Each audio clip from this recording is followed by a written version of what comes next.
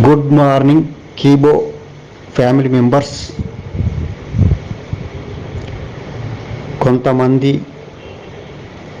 ఓపిక నశించి రకరకాలుగా ఫోన్ చేసి నన్ను అడుగుతున్నారు,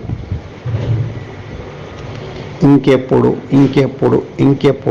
ఇదంటిది అదంటిది అట్లాంటిది ఇట్లాంటిది అని రకరకాలుగా ఫోన్ చేసి నన్ను అడగడం జరుగుతుంది. ఇంకొంతమంది ఏమో నేను చెప్పిన విషయాన్ని నమ్మి నమ్మకంతో ఉన్నారు. నమ్మని వారికి నేను ఒకటి చెప్తున్నా, అంటే నమ్మని వారంటే ఇంకెప్పుడు వస్తుంది అనే వారి గురించి. మీరు దేనికైతే సహనము, ఓపిక, ఓర్పు, మంచితనం మీ లోపల ఉందో వాళ్ళు దేనైనా నమ్ముతారు, ఎంతైనా ఓపిక పడతారు. ఎవరికైతే ఇవన్నీ లేవో వాళ్ళు ఖచ్చితంగా ప్రతిదీ నెగిటివ్గా ఆలోచన చేస్తారు, లేక పక్క వారి విషయాలు తెలుసుకుంటారు, ఇతరుల విషయాలు తెలుసుకొని ఈ తొందరపాటు పడతారు. నమ్మకం అంటే ఎంత గొప్పదంటే, మన బ్రహ్మంగారి సినిమాలో సిద్ధయ్య అడవ కుళ్ళిపోయిన కుక్క శవాన్ని సిద్ధయ్యని తినమని బ్రహ్మంగారు చెప్తే పోయి నమ్మకంతో కూర్చొని తినడానికి కూర్చున్నాడు సిద్ధయ్య. తిన్నాడు కూడా. తినగానే పండ్లు పలహారాలుగా మారింది. అంటే నమ్మకం అనేది అంత గొప్పది, నమ్మిన వారికి మాత్రమే.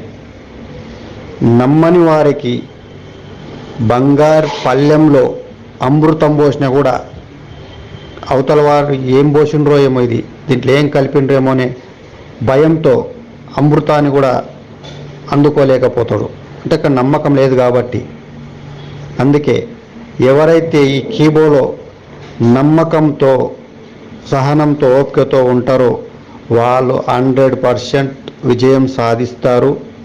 డాడీని ఫస్ట్ మనం అందరం మనస్ఫూర్తిగా ప్రేమానురాగాలతో ఎంత ప్రేమించి, ఎంత అభిమానించి, ఎంత ఇష్టపడి కైన్స్ వచ్చినప్పుడల్లా మనం డాడీ గొప్పవాడు, అలాంటివాడు, ఇలాంటివాడు అని మనం కోరుకున్నాం.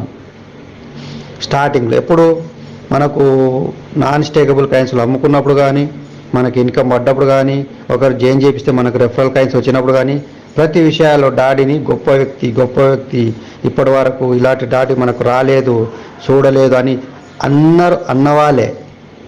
కానీ ఆ అన్న నోరే ఈరోజు కొంతమంది వేరేగా మాట్లాడుతున్నారు. అది తప్పు. ఆ రోజు ఏమి మాట్లాడామో, ఫస్ట్ ఎలా నమ్మామో అదే మాట చివరి వరకు ఏమి జరగకపోయినా అదే నమ్మకంతో, అదే విశ్వాసంతో, అదే కాన్ఫిడెన్స్తో ఎవరైతే ఉన్నారో వాళ్ళు 100% కీబోలో కోటీశ్వరుడు అవ్వడం ఖాయం. ఇది బాగా గుర్తుపెట్టుకోండి. నమ్మకం లేని వాళ్ళు ఈరోజు అవసరాల కొద్దీ దగ్గరికి అవుతారు, అవసరం తీరాక దూరం అవుతారు. అంటే లాభం వస్తే మనోడు, నష్టం వస్తే నాకు సంబంధం లేదు, ఇలా చేశాడు అలా చేశాడు. ఇది కరెక్ట్ కాదు. తండ్రి ఎప్పుడైనా తండ్రి ఒకసారి డాడీ అన్న తర్వాత, డాడీ మనకు ఆహారం తీసుకొచ్చి పెట్టినప్పుడు అదే ఒక డాడీ రోడ్డు మీద ఏదో అలవాటు ఉండి తాగి కింద పడినా కానీ అప్పుడు మా డాడీ కదా అని చెప్పాం కదా. లేపుకొచ్చి ఇంటికి తీసుకొచ్చి డాడీని పండబెడతాం. అంటే కన్న తండ్రి ఎప్పటికైనా తప్పు చేసినా కానీ, ఒప్పు చేసినా కానీ, రైట్ చేసినా కానీ తండ్రినే ఉంటాడు. తండ్రి అవసరాన్ని బట్టి తండ్రి మారడు. ఇది గుర్తుపెట్టుకొని మన డాడీ కూడా మన కోసమే రకరకాల ప్రయత్నాలు చేస్తున్నాడు. అతని శరీరాన్ని కూడా కోల్పోతూ తన వ్యక్తిగత విషయాలను కూడా మర్చిపోయి మన కోసం తాపత్రయం పడుతున్న ఇంత గొప్ప వ్యక్తిని మనం మంచిగా ఉన్నప్పుడు మాత్రమే మంచిగా, కొద్ది ఏమనైతే కరెక్ట్ కాదని చెప్పి నెగిటివ్ మాట్లాడి, కొంతమంది అయితే యూట్యూబ్ ఛానల్ బతకడానికి నేర్చుకున్నారు. యూట్యూబ్ ఛానల్ తయారు చేసుకొని ఈ నెగిటివ్ పాయింట్లనే ఎత్తుకుతున్నారు. నెగిటివ్ పాయింట్లను ఎత్తికి దాన్ని తీసుకొచ్చి మన కీబో ఫ్యామిలీలో పాజిటివ్ ఉన్న వాళ్ళ వరకు షేర్ చేసి వాళ్ళందరినీ ఇంకా ఇవన్నీ చేయడం వల్ల దీని వెనుక వాళ్ళ అర్థం ఏంటంటే వాళ్ళకి నెగిటివ్ దొరకడానికి కారణం ఏంటంటే అక్కడ ఏదో ఇంకో కంపెనీ పాజిటివ్గా దొరికింది కాబట్టి వాళ్ళు అక్కడ ఇంట్రెస్ట్ చూపిస్తున్నారు కాబట్టి దీని మీద నెగిటివ్ ఎత్తికి మన ఉన్న వాళ్ళని కూడా తీసుకెళ్ళే ప్రయత్నంలో ఉన్నారు.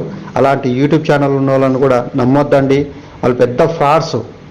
అంటే వీళ్ళు ఎలాంటి వాళ్ళంటే ఎవడు నాశనమైన పర్వాలేదు నాకు రూపాయి వస్తే చాలనే రకం. అలాంటి తీపి మాటలు మాత్రం తీపిగానే ఉంటాయి. నిజంగా మన కోసమే మాట్లాడిండేమో అనేటట్లు ఉంటుంది, కానీ ఇది 100% మోసపూరితమైన వ్యక్తులు. ఆ ముఖంలో మాట తీరు వేరే ఉంటుంది, మనస్తత్వం వేరే ఉంటుంది. సైకాలజీగా గుర్తుపడితే మీకు అర్థమవుతుంది.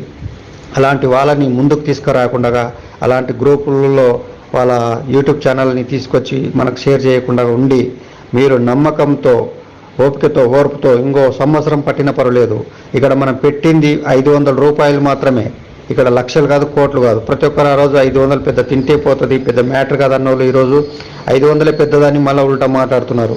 అలాంటి వాళ్ళు సహనంతో ఓపికతో లేని వాళ్ళు, ఇలాంటి వారు ఏ కంపెనీలో కూడా అయినా ఇలాగే ఉంటారు. కాబట్టి ఏదైనా కానీ నమ్మకంతో ప్రతి ఒక్కరు ఓపికతోటి ఈ విషయాన్ని గుర్తు చేసుకొని ప్రతి ఒక్కరూ మీరు అర్థం చేసుకొని డాడీ అనేట ఆయన మన కోసం ఎంత తాపత్రయపడుతున్నాడు, ఎంత ఓపికతోటి ఎంత విషయాలని గుర్తు చేసుకొని మన సమస్యల్ని పరిష్కారం చేయడానికి కోట్ల జనాలని ఒక్కటి పరిష్కారం చేయాలంటే సాధ్యం కాని పని.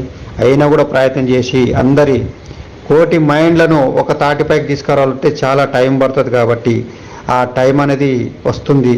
అలాంటి టైంలో మనం అందరం ఒకే కుటుంబం, ఒకే మాట, ఒకే ఆలోచనతోటి మనం అందరం వచ్చే వరకు కొద్దిగా వెయిట్ చేయండి.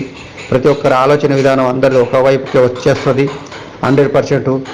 ఇప్పుడు రైస్ మిల్లులో కొంతమంది రైస్ మిల్లులో మనము పండించింది ఒకటే చేని పంట కదా, అయితే ఆ పంటను తీసుకుపోయి మనము రైస్ మిల్లులో వడ్లని వేస్తే బియ్యం ఒకవైపు వస్తుంది, నూకలు ఒకవైపు వస్తాయి, తవుడు ఒకవైపు వస్తుంది, ప్లస్ మెరియలు ఇంకొక వైపు పోతాయి.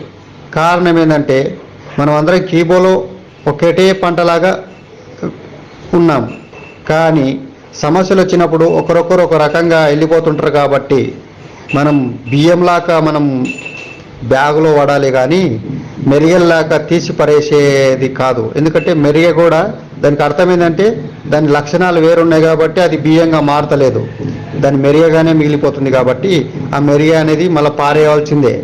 అలాగే ఈ కీబోలో ఉన్న కొంతమంది కూడా మెరియ లాంటి వాళ్ళు మనస్తత్వాలు వేరుంటాయి కాబట్టి దీంట్లోకి వచ్చిండ్రు మన వాళ్ళమే అనుకున్నాం. కాబట్టి వాళ్ళు కొంతవరకు మన వాళ్ళే, రైస్ మిల్లులో వాడేంత వరకు మన వాళ్ళే. రైస్ మిల్లులో పడ్డాక వాడేందనేది వాడి వ్యక్తిత్వం ఏందనేది అర్థమైంది కాబట్టి వాడు మెరిగలాక ఎగిరిపోవాల్సిందే. ఇది గుర్తుపెట్టుకోండి. అలాగే మీరందరూ ఈ విషయాన్ని కొంతమందికి మంచి అనిపిస్తుంది, కొంతమందికి బాధ అనిపిస్తుంది. బాధ అనిపించే వాళ్ళకు బాధ విషయాలు వాళ్ళ గురించి మాట్లాడాను, మంచిగా అనిపిస్తున్నందుకు మంచి విషయాలు వాళ్ళ గురించి మాట్లాడాను. అందరూ మంచిగా ఉండాలి, అందరూ సక్సెస్ కావాలి, ఒక తాటిపైకి అందరు రావాలి. మీ అవసరాలు కొన్ని ఇబ్బందులు కూడా మిమ్మల్ని అలా అనిపించిండొచ్చు కొంతమందికి, కరెక్టే, తప్పు కాదు. కాకపోతే మన అవసరాలు మన ఇబ్బందుల కన్నా డాడీ 1000 రెట్లు మనకన్నా ఎక్కువ బాధపడుతున్నారని గుర్తు చేసుకొని ఈ విషయాన్ని అందరూ గుర్తు చేసుకోవాలని కోరుకుంటున్నాను. ఇట్లు మీ వెంకటేష్ గౌడ్. జై కిబో, జై జై కిబో.